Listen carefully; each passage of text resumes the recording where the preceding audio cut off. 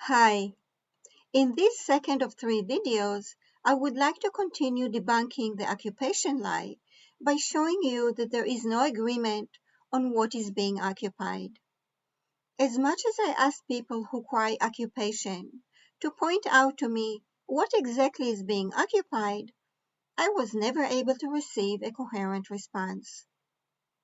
The BDS, an anti-Semitic organization that campaigns for boycotting Israeli products made in Judea and Samaria, is especially unclear about its mission.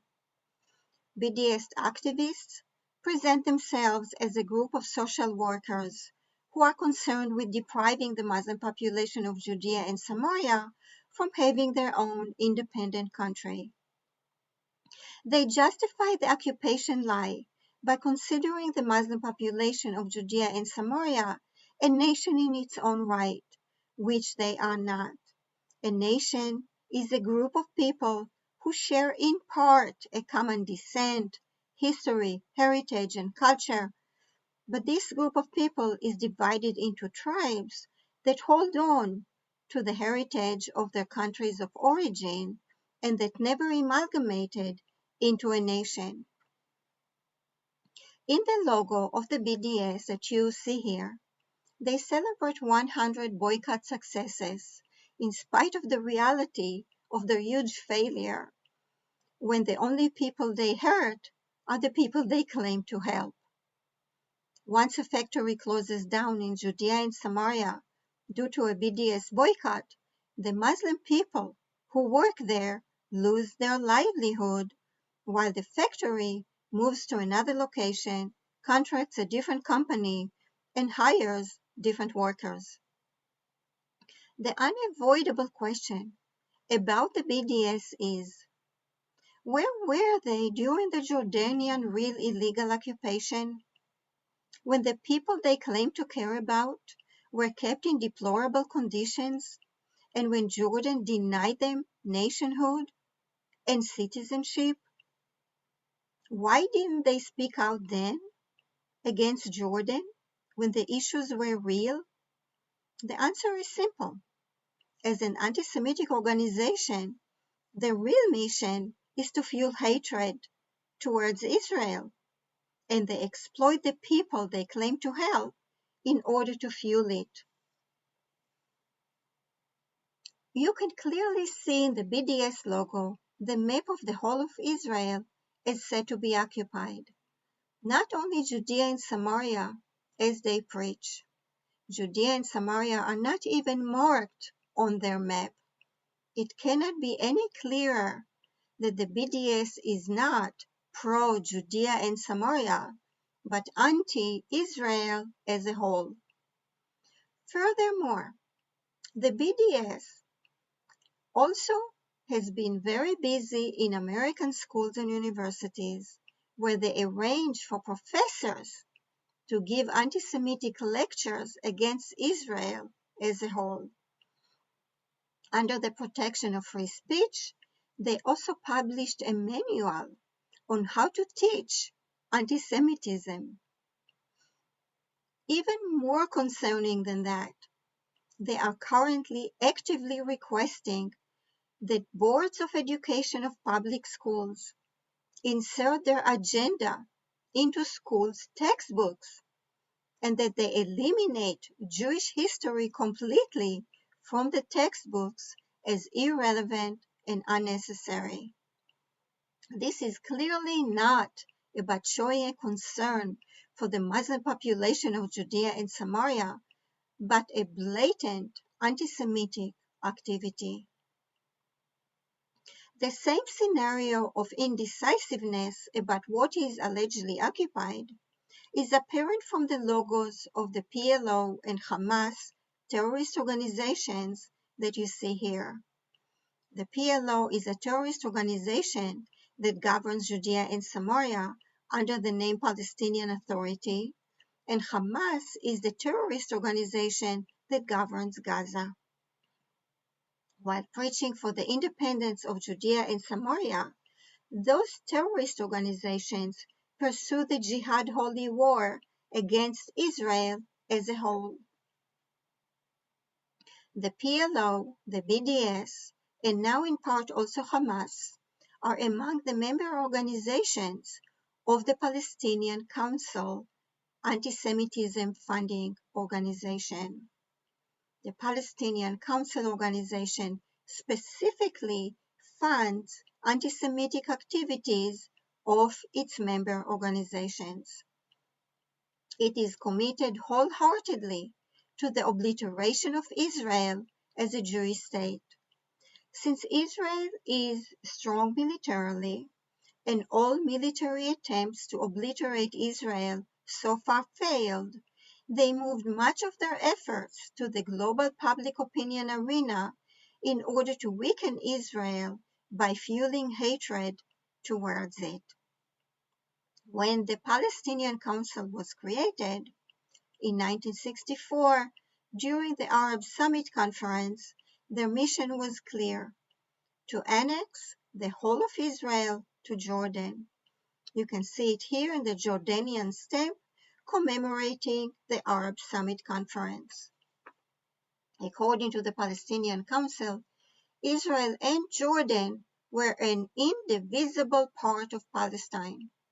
There was a full recognition of Palestine being the area of both Israel and Jordan, in accordance with the geography of the Mandate of Palestine. It was clear-cut and non-negotiable. But in 1988, when Jordan denounced its claim to Judea and Samaria, the historical Palestine map no longer served their purpose, so they changed the definition of Palestine to consist only of Israel.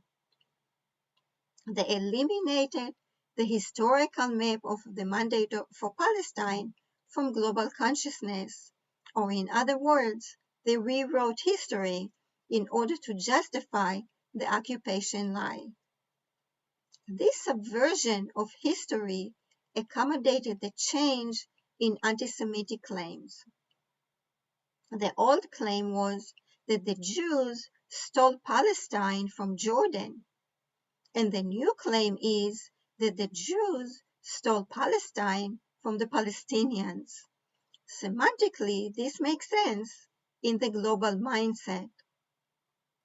They created a subverted historical background based strictly on semantic play of words, with no connection to the historical, political, and geographical facts, in order to convince you that the Muslims, rather than the Jews, are the ancestral residents of Israel, and therefore the right owners of the land of Israel.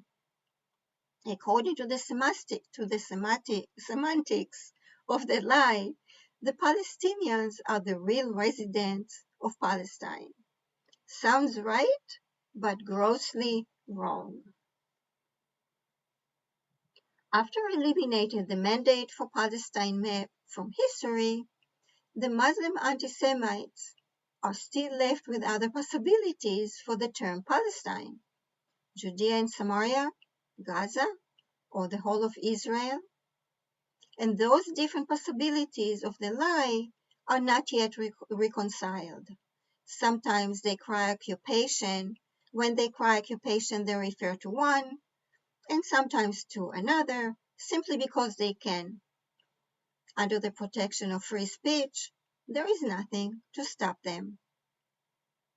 I must refer to the historical fact that Israel was continuously called Israel by the Jews since biblical time, and that Israel was continuously inhabited by Jewish population since then, regardless of the multitude of Muslim population that migrated into it.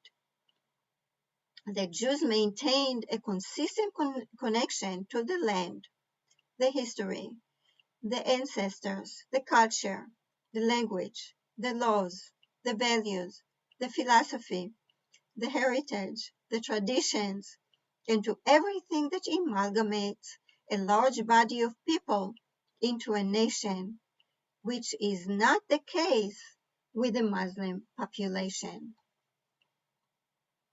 Israel was a part of different larger areas called Palestine only on two occasions in history.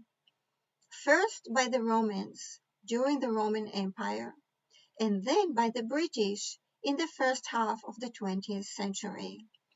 Be aware that Israel alone was never called Palestine any time in history, as the Muslim anti-Semitic machine wants you to believe.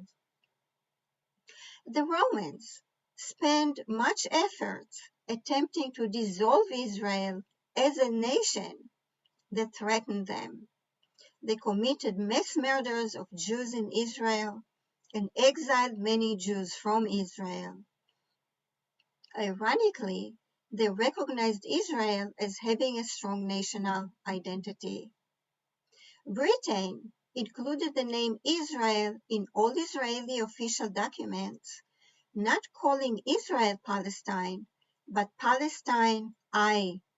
I means Eretz Israel, which is Hebrew for the land of Israel. You can see it here circled in red on two samples of official British documents. One is a newspaper and the other one is a post office stamp.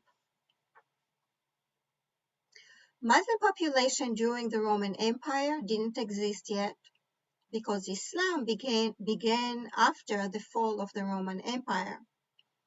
Britain didn't grant the Muslim population in the mandate for Palestine the same courtesy as they did for the Jews, for the simple reason that they did not have a national identity of any kind. The Muslim population held on to the identity of their countries of origin and never amalgamated into a nation. What I became aware of is that when it comes to which part of Palestine Israel is said to occupy, there cannot be a clear answer because there is none. The truth is that a country such as one Israel cannot occupy its own country. The semantics of Palestine and Palestinians are just that, semantics, because when it comes to anti-Semitism, the truth doesn't matter. If you didn't know, now you know. Bye.